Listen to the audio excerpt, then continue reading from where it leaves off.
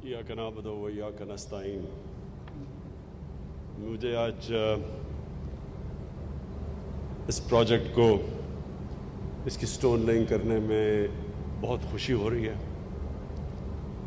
और मुझे आज ये बड़ा एक जुमा भी है, एक बड़ा खुशाइन दिन है, क्योंकि आज हमने अभी सुबह एक कॉन्ट्रैक्ट साइन किया कतर के साथ, जिसमें जो हमारा पुराना कॉन्ट्रैक्ट था उसमें और इसमें अब हर साल हमें $300 मिलियन की बचत होगी और इंशाअल्लाह जो 10 साल अगले 10 साल में $3 अरब की पाकिस्तान को बचत होगी। तो मुझे इसकी बड़ी खुशी है और इस एक साल से हम लगे हुए थे इसके ऊपर नेगोशिएट करने के लिए। और ये जो अब ये प्रोजेक्ट है, इस प्रोजेक्ट के लिए मैं ज़रा पहले जो अब सबसे जो मैं अपने ख्याल आपके सामने रखना चाहता हूँ वो ये कि देखें, जब मुल्क में मुश्किल वक्त आता है तो मुश्किल वक्त से निकलने के लिए एक मुल्क को आउट ऑफ द बॉक्स सोचना पड़ता है।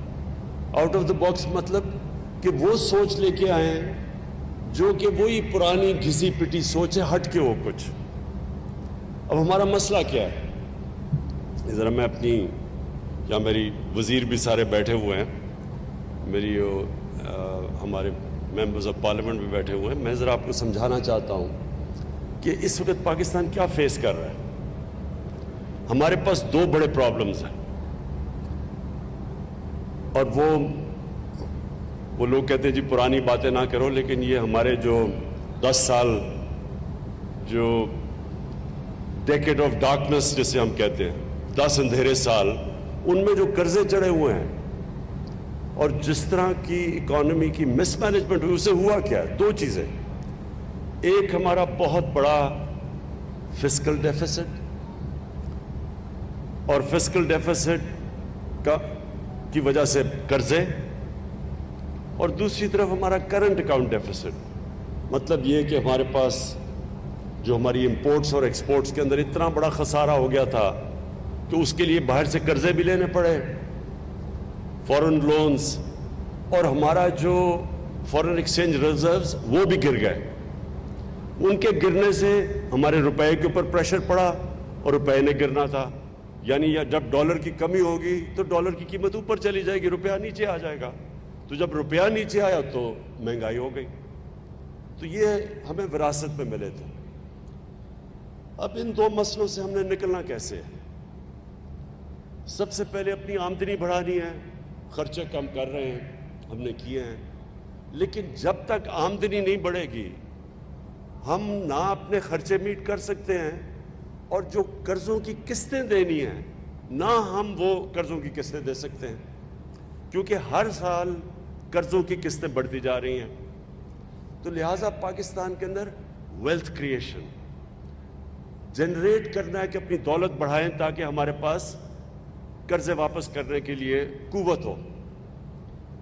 तो इस प्रोजेक्ट को उस नज़र से आपने देखना है।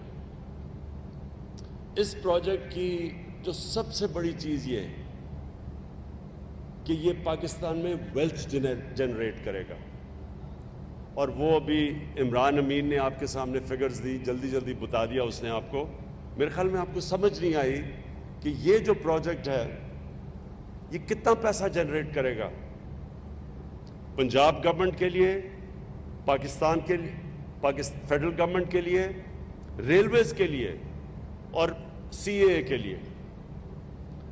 जो पहला फेज है, पहले फेज के अंदर 1300 अरब रुपया जनरेट होगा पहले फेज में, जिसमें जो फेडरल गवर्नमेंट को टैक्सेस पे रेवेन्यू मिलेगा वो 250 अरब है। और इसका जो दूसरा इंपैक्ट पड़ेगा वो भी नहीं आप में रजिस्टर ही नहीं हुआ, क्योंकि ये इसको डी नोटिफाई किया जाएगा as an airport. वॉल्टन airport D notify हो जाएगा। उससे ये होगा कि ये जो गुलबर्ग, मेन बुलावार्ड, فیروز پور روڈ، ادھر اس وقت ریسٹرکشن تھی، بلڈنگز کو اوپر جانے نہیں دیا جا رہا تھا کیونکہ اس ایئرپورٹ کی وجہ سے وہ فلائی زون میں آ جاتا تھا. تو جب یہ ایئرپورٹ ڈی نوٹیفائی ہوگا تو یہ سارے علاقوں میں، اور یہ سینٹرز ہیں ہمارے، یہ کمرشل سینٹرز ہیں، مین بولاوارڈ، فیروز پور روڈ، سارا گلبرگ، یہ اکنامک ہب بن سکتا ہے کیونکہ یہ پھر اوپر جا سکیں گے. تو اس سے دو فائدے ہوں گے.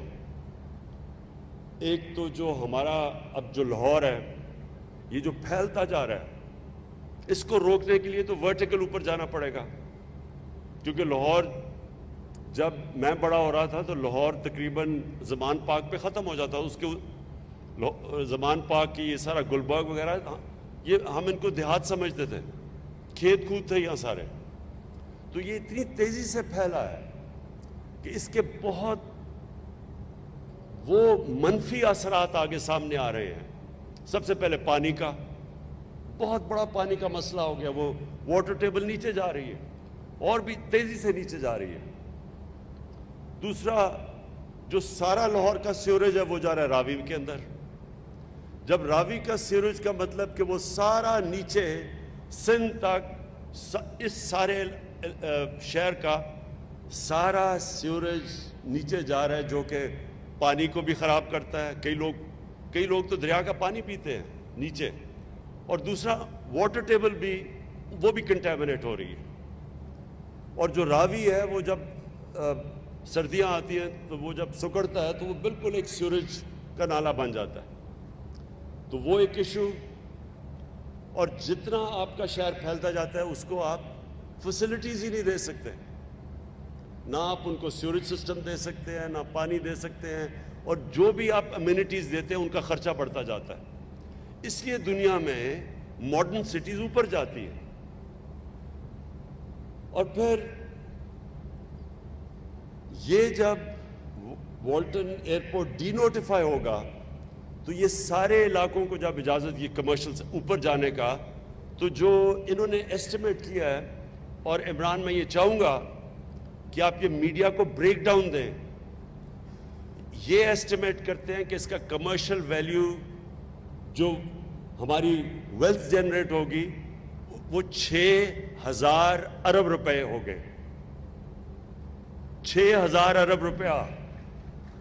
کیونکہ مجھے لگتا ہے یہ سامنے میرے خیال میں آپ لیٹ نائٹ سب نے کی ہوئی ہے کیونکہ سوئے ہوئے ہو آپ سب، کوئی تالیوں کی آواز نہیں آئی کہ 6,000 ارب روپیہ جنریٹ ہوگا یہاں. علیم خان، آپ کو تو خیر خاص پتہ چلنا چاہیے نا ان چیزوں کا، کیونکہ آپ تو ہیں اس بزنس میں. دیکھیں، یہ اس کا جو آپ کاسٹ، ایک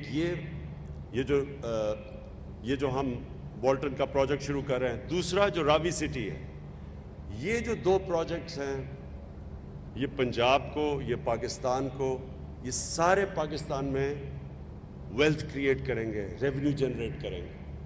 اور ویسے بھی یہ جو ایئرپورٹ کبھی شہر کے بیچ میں نہیں ہوتا.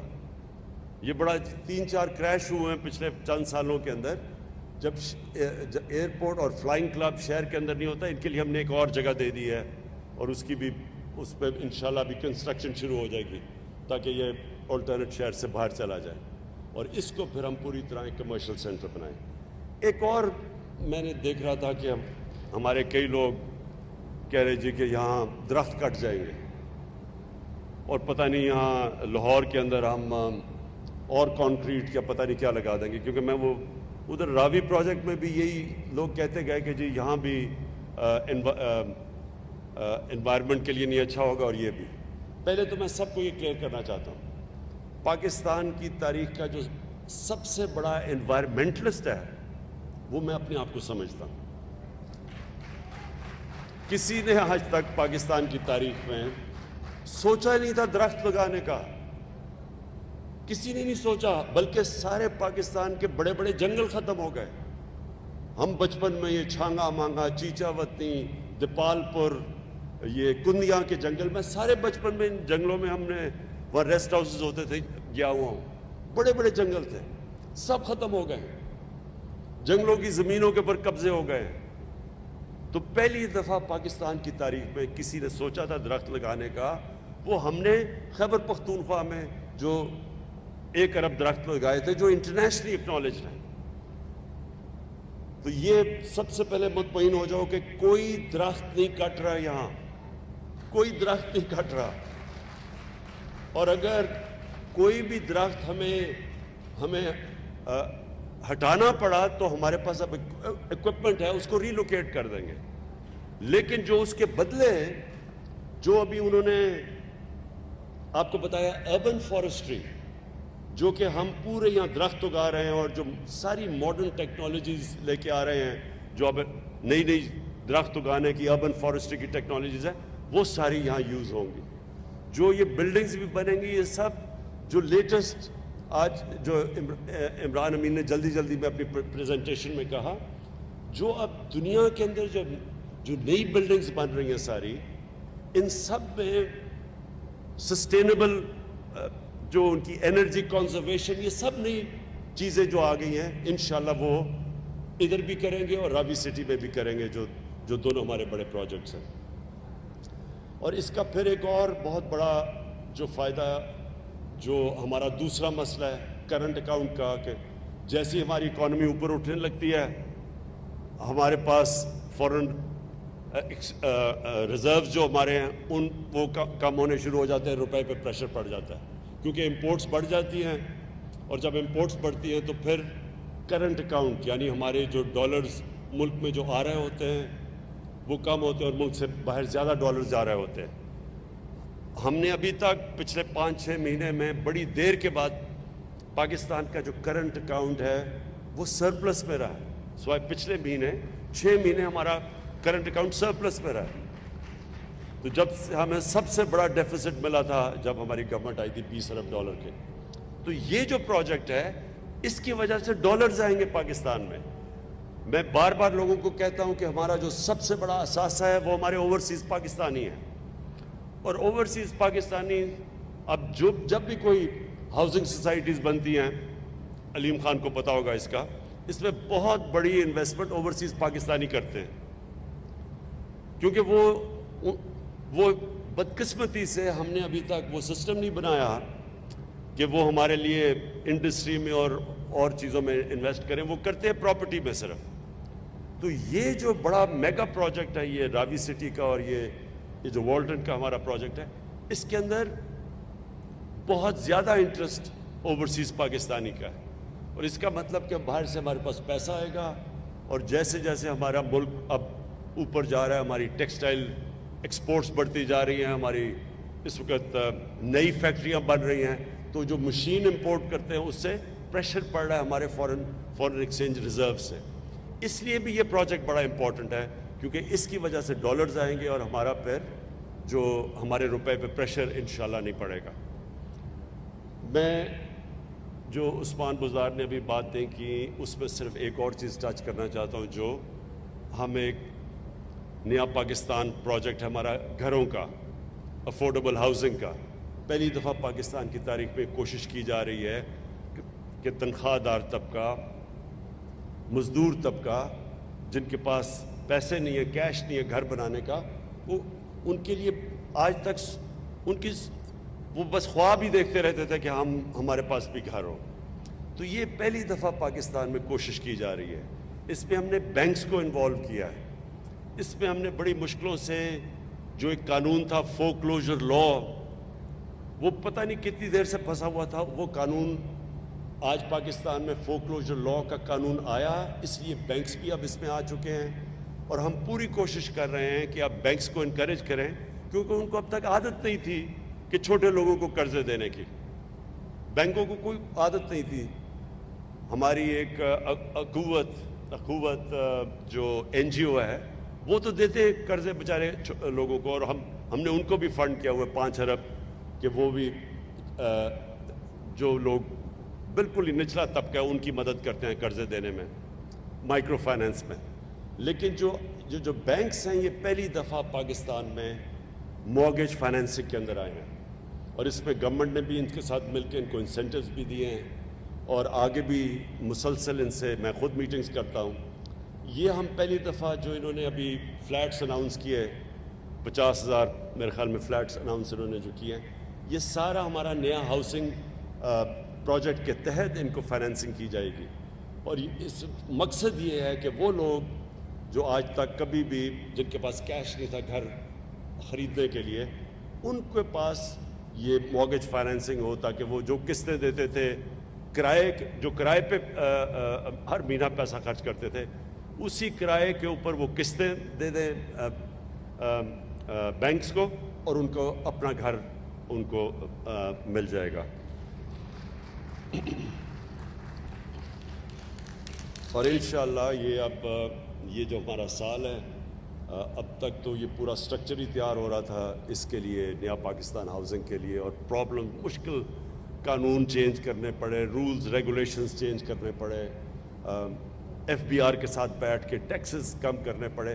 یہ سارا پروسیس کافی ٹائم لگا ہے, لیکن اب انشاءاللہ ہم تیار ہیں کہ یہ پورا لانچ کریں اپنی جو افورڈیبل ہاؤسنگ, جو کبھی بھی پاکستان میں پہلے کسی نے نہیں کیا. اور آخر میں خاص طور پہ آپ کو چیف منسٹر صاحب, میں آپ کو مبارک دیتا ہوں.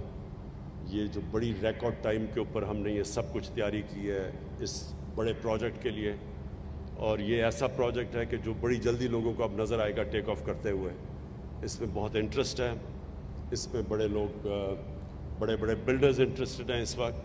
اور جیسے ہی جب آپ دیکھیں گے لاہور کے لوگوں کو نظر آئے گا کہ یہ ایک ماڈرن سٹی کی طرف اب لاہور جائے گا. میں نے تو شروع سے دبئی میں جب جاتا تھا تو چھوٹا سا دبئی شہر تھا, اور اس کو اتنا بڑا دیکھا تو اس کے پیچھے پیسے سے زیادہ ایک ویژن تھی. انہوں نے سوچا کہ دبئی کو کیسے ایک ماڈرن سٹی بنائیں گے, اور ہمارے سامنے وہ ہر سال چینج ہوتا گیا دبئی. چائنا کے اندر بھی جو آپ ان کے بڑے شہر دیکھیں تو وہ ہر دوسرے سال بدل جاتے ہیں, اتنی تیزی سے ڈیولپمنٹ ہو رہی ہے. ہم بدقسمتی سے ہم نے پلاننگ ہی نہیں کی کہ ہم کیسے اپنے بڑے شہروں کو ماڈرن سٹیز بنائیں. ہم بھی پھیلتے جا رہے ہیں, کراچی بھی پھیلتا جا رہا ہے, اسلام آباد پھیلتا جا رہا ہے, اور یہ سارے شہر وہ بنتے جا رہے ہیں جو آخر میں ان کو ہم مینیج نہیں کر سکیں گے. اس لیے یہ بڑا امپورٹنٹ تھا کہ یہ ایک راوی سٹی پہلے اس کو بنایا جائے, وہ بھی لاہور کو بچائے گی, اور یہ پھر ایک لاہور کا بزنس ہب بنے, یہ جو ہمارا آج ہم نے پروجیکٹ لانچ کیا. بہت بہت شکریہ.